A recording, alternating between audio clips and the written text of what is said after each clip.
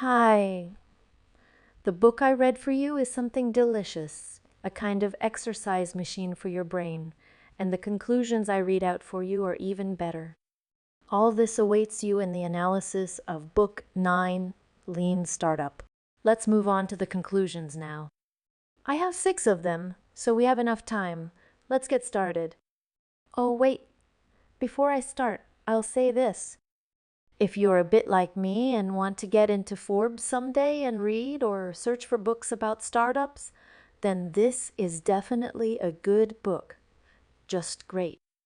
The first point: management and startup should go hand in hand, and don't let it sound so cool. Again, this is information that echoes the conclusions that I have already read from similar literature, and yet the author has drawn parallels several times. He loves the Japanese management system very much. And there's a book called Do Toyota, which I personally don't think I've grown up to yet, because there are a lot of numbers, a lot of practical and complex information, and besides, Toyota is a complex business machine. However, management is important, even if you're into rock and roll, for example, creating a startup. So develop your management skills. Come on. Don't forget about it. Second, a business plan is like controlling a rocket. A precisely calibrated approach. The slightest mistake will lead to failure, and a startup should resemble driving a car. A slight movement will change the course. What's the point? Well, as you've probably already heard from me or someone else, a business plan is already a so idea that it's better not to even waste time on it. So what's the conclusion? Yes, I read this, and the conclusion is this. Let's use our energy and time together for other purposes, for example, to create a product. In fact, I've heard stories that people spend 2 or even 3 weeks, and some even manage to make a business plan for a month. And where there's a business plan, there's a profitability calculation, an economic model, and a presentation to investors or someone else. And there is also such a strange and frightening thing as a unit-based economy that needs to be created for investors. So let's just tell each other right now that we don't need a business plan. We spend all our energy on creating a product, which is important, but the business plan is not important. Point number 3. Past failures have taught us that, as the author of the book writes, releasing a bad product is not the worst thing. The worst thing is to create a product that no one needs. Okay, everything is clear here. The point is that a startup, or rather the creation of a startup, is fundamentally different from such a classic idea of business, when everything is licked, combed to infinity, when you just want to make something perfect so that it just shines, and then customers will come, try and say, well, everything seems to be fine. I'm fine. But in a startup, you need to act differently. There are many arguments in favor of this theory. For example, one of the most important is not to burn out, because each of us has a brain that is still a lazy beast, and after a while the brain begins to come up with excuses and get a little lazy, and there are relatives, friends, acquaintances who can add a drop to the ocean of the category of why do you need this startup? Do something serious. And what works here is that if, for example, you have been doing preparatory work for a year and you don't see any results, then this is bad, very bad. But most importantly, in the end, a startup should be launched with minimal investment. Then, when you do that, there's a kind of jargon, a product made of shit and sticks. And even if it doesn't sound romantic, it's practical, because that way we can launch the product, see demand, and figure out if it's needed or not. So choose. Let's draw a conclusion from this third point. Endlessly choose to finish something, bring it to the end, and so on. First, choose a launch. It's a launch. That's what you need to choose, and then slowly complete it in different small iterations so that the product itself is better. The fourth point: a story from communication with the target group.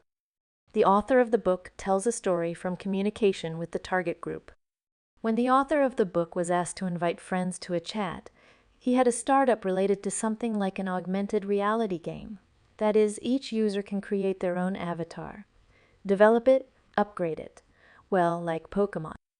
And the target audience was plus or minus children, well, not even teenagers from 14 to 17 years old, and the author of the book hoped for a viral effect that, for example, someone from the youth would download this application and then realize, damn, I want to chat with my friends, I'll call them.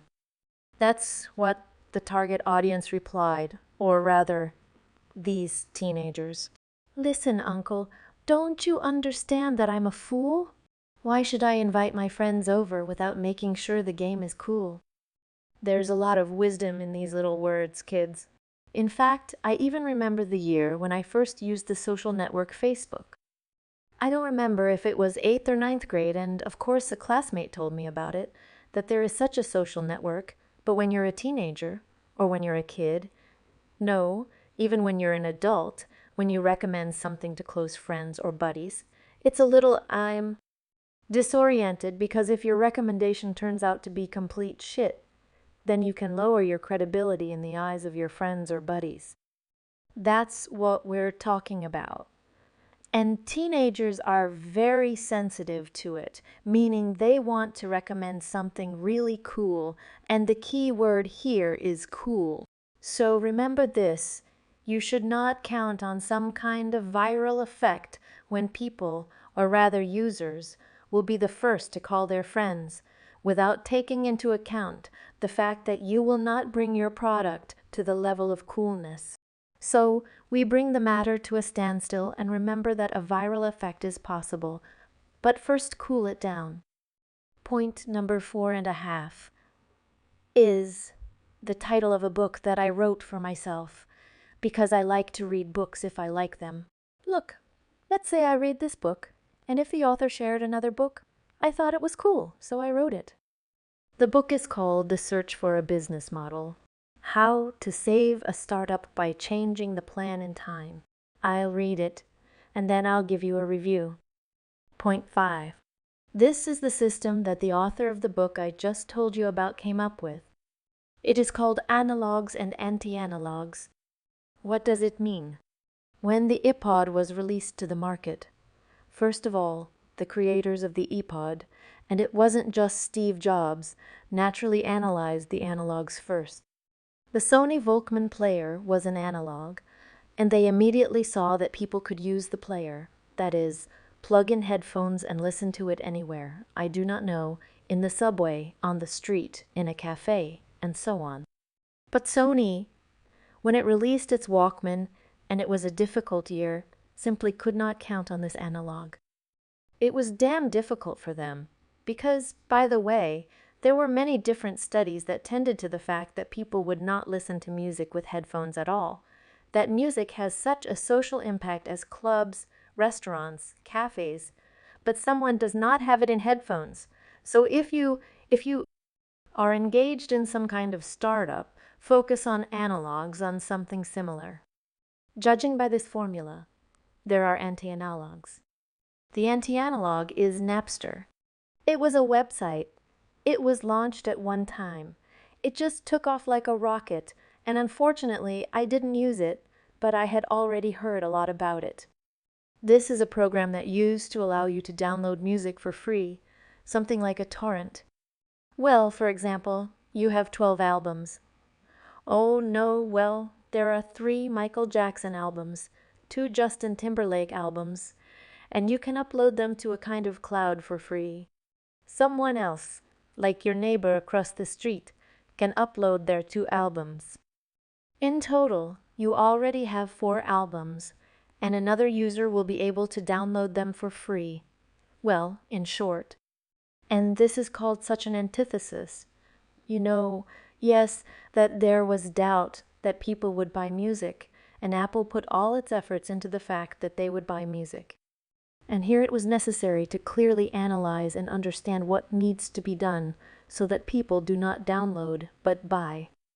And so, for example, the issue of expanding the range solved this problem because, well, what's there to worry about? Maybe there are no songs in this Napster. It's better to take and still make a huge library. But in the end, Napster was shut down because they have a completely different legal force in America. Point 6. Groupon. And who doesn't know? I don't know if you know that Groupon is the very first company that offered discounts on various entertainment and not so much programs. For example, you want to skydive, so it costs $100, and with a coupon, you can jump for, say, 50. So, Groupon, which has become a billion-dollar company, tested its product in 2 stages. Listen carefully. A billion-dollar company has tested its product in 2 stages. First, she started a blog on WordPress. WordPress is a very cheap blogging platform, and she started her own corporate blog and started describing her journey in general terms. So draw conclusions that if you want not only to launch a startup, but also to launch some kind of product, then you need to somehow tell the world about it, you know? And in the second stage, she mailed 500 pizza coupons. Well, it's just that there weren't any coupons before. People cut something out of newspapers. But here there are direct coupons. They sent it, looked at how many people would turn around and say, "I want pizza." They tested it, saw the real demand, and have already started to develop the company. Well, this was an analysis of Book 9. Implement, use, and become better. Bye-bye.